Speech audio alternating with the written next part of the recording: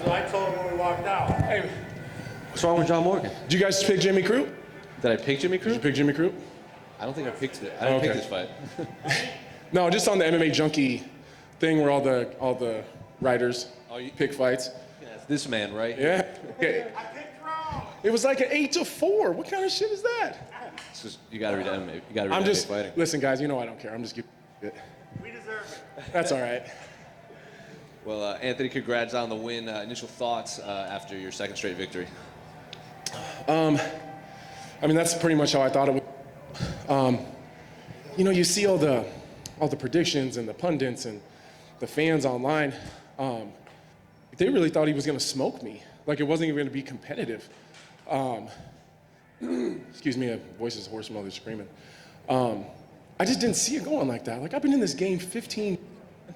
What's going on with this mic? It's been doing that all night. Anyways, I've been in this game 15 years. I had like 31 professional fights before Jimmy Crute. It's not like he's gonna come in and just blow me out of the water. You know, he's not gonna dust me. I don't think there's anyone in the division that can do that, including when John Jones was here. He didn't dust me. He didn't blow me out of the water and make it look like I didn't. So I'm just happy. To be honest, I kind of feel bad for Jimmy Crute. He's actually a really nice guy. You know, we had some interactions at weigh-ins and, you know, in the back here even, you know, he's just a nice dude. He's gonna be really, really good. I can tell he's got the potential in the skill set. He's just got to get the experience. The jab and the leg kick obviously seemed to work with you. Ended the fight. Was that part of the game plan, or just knew something you could take advantage of in the moment? That was the entire game plan. Stick the jab. We did it versus Glover. You know, I think the Glover fight looked very similar to the beginning to that fight. There were circumstances that just didn't work out. So that was it. We don't get it too deep into game plans. We're aware of where he's. We throw the jab, land some leg kicks, and then just instinctually fight from there. Did you know his leg was done at the end of round one? Did you expect him to come back out because the doctor's kind of making him walk back and forth? I didn't expect him to get back up. As fighters, you know when there's a hard leg kick. I really sunk that one in there. And then his reaction, I thought if we got back up, he wouldn't be able to stand. So credit to him, he lasted longer than I thought he was going to. Even through those grappling exchanges, he still fought through it. So I figured once we sat down, I was kind of not paying attention at first to what I was saying, because I was like, no way he's coming out for that second round. So then they it was like, man, listen to the first half of that because it looks like he's going to come.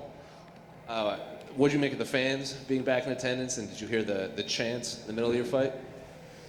That might be my single favorite moment I've ever had in my whole career.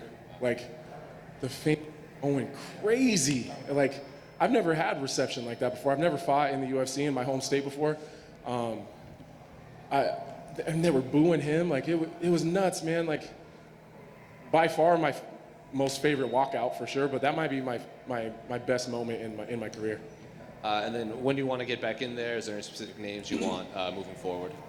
Man, you guys know me. I don't like fighting in the summertime, so if I can avoid fighting this summer, I will. If a great opportunity pops up that I can't turn down, we'll take it. But yeah, I'd like to take the summer off, keep continuing working, get back and forth to Denver, and just continue to get better. I need to do a better job of skill building in between fights. So yeah, that's my plan right now. Try holding the microphone's driving me fucking crazy. I was about to say, try holding it up a bit. Maybe you're covering the receiver at the bottom. Right there? No, like hands at the top. Yeah. I like this? That's it. Okay, let's try that. I feel like a rapper. Sure. Let's try that. Did you hear the "fuck Jake Paul" chants while you're in there? No, I didn't. No, was that during the announcement? No, while you were fighting, they were chanting "fuck Jake Paul" a lot. Oh, is he here? Yeah. I guess him. Daniel Cormier actually just got off commentary to go confront him in the crowd. Oh. Yeah. What Daniel Cormier say? You just get in his face and talk shit? He said, "I'm gonna slap the shit out of you." Oh, go DC. That's what I'm talking about. Yeah, to follow up on that, fuck Jake Paul. Oh, I agree. Anthony, to your right over here. Oh, gotcha. You know, you've mentioned talked about so much of your experience that you have. Like, do you ever struggle to find interest in, I don't know, challenges in people? Because you fought so many people, like you said. No, I think some of it is my fight style too. Like I do put myself in some shitty spot, even as well as that fight went for me. You know, I ended up on my back and you know, he took my back on my way up. Like I still end up in that, so guys are still really competitive. So yeah, All the motivation I need is in trying to get to the world title. That's it. That's it, man. That's all I need. And commentary was really kind of pointing out your jab in this fight. Is that something you feel is maybe an underappreciated part of your game? Oh, yeah, it has been. Well, I think I would say it was underappreciated myself. I didn't until I don't know, maybe 2 years ago. I didn't even really pay too much attention to the jab. But as you become a more technical and I don't know, maybe I don't know, like when you have a plan. Like I didn't always have a plan in there. I just kind of went in and fought. So once I really worked on how I tactically approach fights, the jab became a big weapon. Because what just happened? Chris, Weidman just what? Weidman's ankle just completely went out. no, Oh, he got God damn it. He just got silvered. Oh, no. How'd he do it? It looks like he just slipped. Fucking way.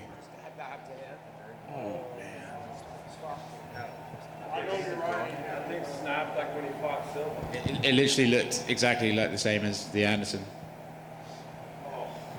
Fuck, man. I thought it was the ankle. I mean, the whole thing was. Fuck. Did some of my training camp with Weidman. I mean, I said this during the week. I don't know how Chris Weidman's ever lost a fight after training with him. He's the best guy I've ever trained with. And just can't catch a break. Sucks. Sorry. Well, anyways, to finish my answer. Being more tactical, I had to bring in the jab because it just sets everything else. The rest of that entire fight was set up by the jab. Congratulations, Anthony. Thanks, man. Anthony, it's hard to not ask about this because we just had your opponent almost had an injury. Now we're seeing another injury. Yeah. As much fun as it is to watch these great KOs and stuff, is this a reminder of the seriousness of what you guys all go out there and do when you put it on the line? Yeah, man. Chris Weidman, maybe he's, in the past he's even admitted that he hasn't always put the work in. He cut some corners, especially when he was champion. He just, you start thinking you're so good, you work as hard as everyone else. The thing that sucks is, on top of injuries and Chris isn't the youngest guy in the world, so depending on how bad it is, who knows what happens. But he really put the work in this time. So just imagine being Chris Weidman.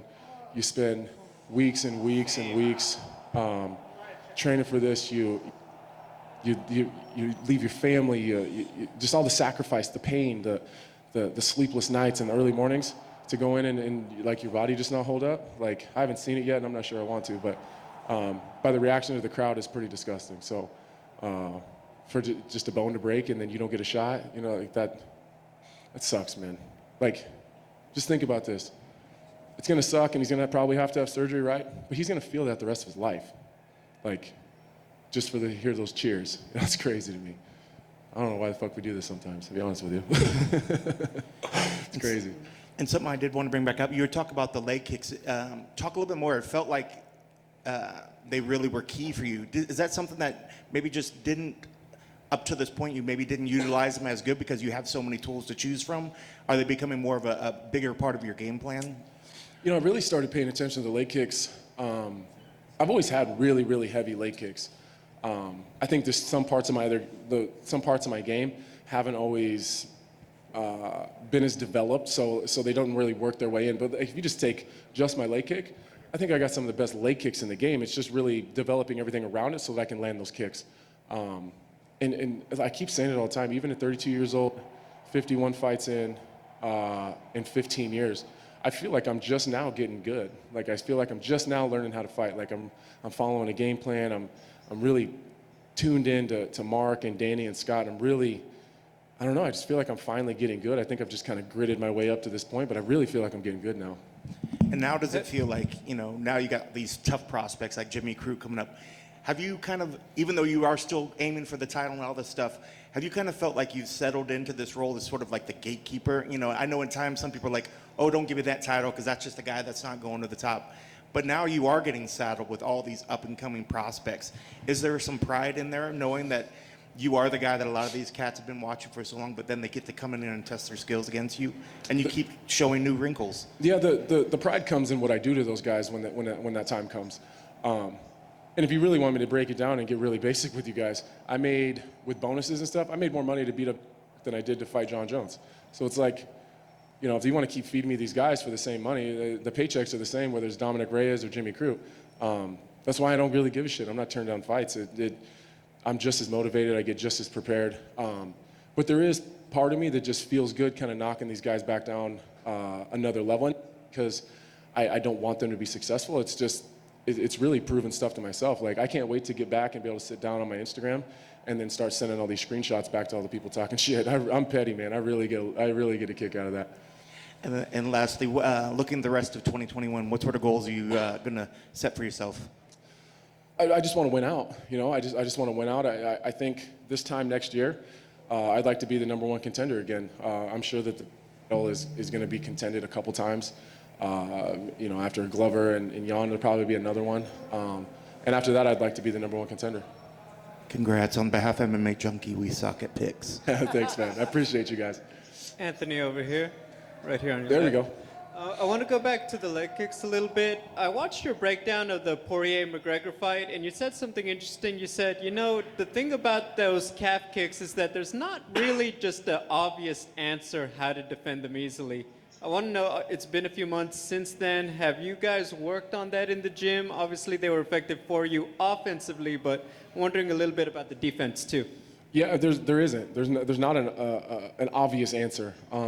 Like if you're a guy that's susceptible to calf kicks, some guys are just harder to calf kick than others, depending on the angle of their foot, whether it's out, in, or straight ahead, how far apart their legs are, in their stance, how heavy they are on their lead leg. There's like a lot of different things. I just happen to be one of those guys that's really susceptible to calf kicks. So there's not like just you know, if someone throws a head kick, you just, you know, you block the head kick and frame on the leg.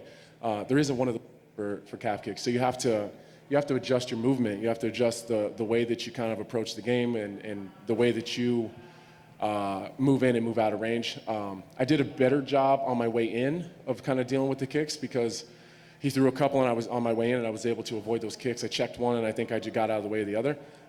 He was catching me with kicks on my way out. So obviously that's a wrinkle that we're going to have to fix because it was kicking me on my way out. So it's process, man. Like, we figured out one part of it, and now we realize we got to work a little harder on something else.